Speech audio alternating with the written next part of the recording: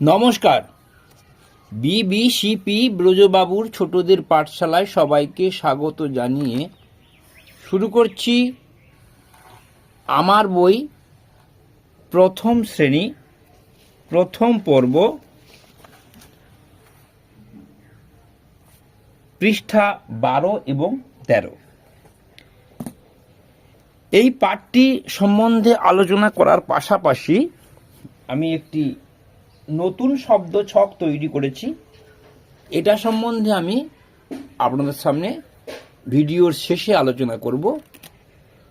পুরো ব্যাপারটি বোঝার জন্য ভিডিওটি শেষ পর্যন্ত দেখার অনুরোধ রইল। প্রথমে আছে আজকের পাঠের মধ্যে শব্দ ছক তৈরি, শব্দের ধারণা। এই শব্দটা দিয়ে এই যে ছবিগুলো আছে, এই ছবিগুলোর মধ্যে এখানে কিন্তু ওই প্রাকৃতিক দৃশ্যের মধ্যে ছবিটা তোলা আছে। কি কি? মই বই নিয়ে পড়ছে, বন বকটা বসে আছে, বল নিয়ে খেলছে।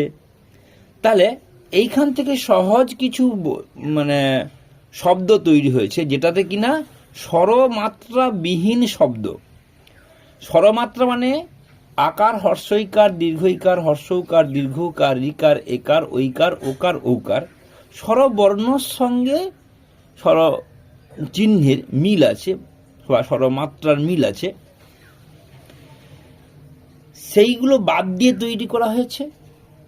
এটা শুধু বাচ্চারা ছবি দেখে তার ছবির নাম লিখতে শিখবে। মূল্যায়নের সময় অনেক সময় এরকম প্রশ্ন পড়ে, নাম লেখা, ছবি আঁকা আছে, তার নাম লিখতে হবে।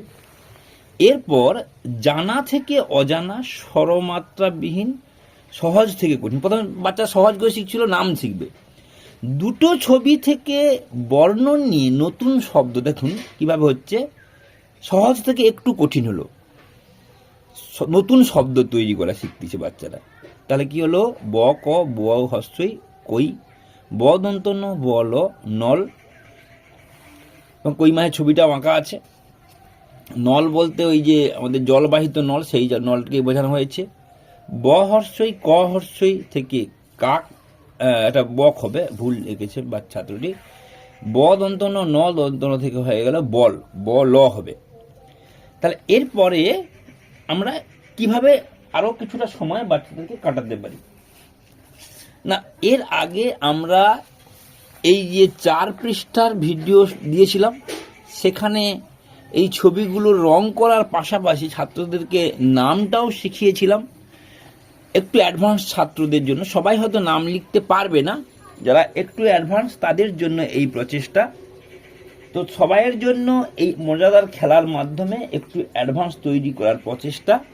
ওই পৃষ্ঠায় যে ছবিগুলো ছিল সেইখান থেকেই ছবিগুলো কাটিং করে আমি নতুন শব্দ তৈরি করার চেষ্টা করেছি। পাতা চুল হয়ে গেল তাল, তয়াকার লো, খুব মজাদার না?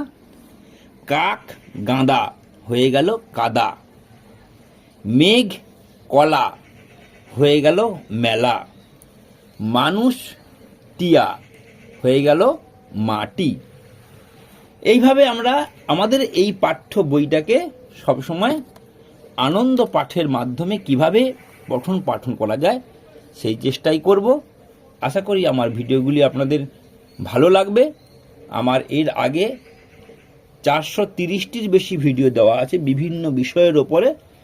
ভিডিওগুলি দেখবেন, লাইক করবেন, কমেন্ট করবেন, শেয়ার করবেন এবং সাবস্ক্রাইব করবেন।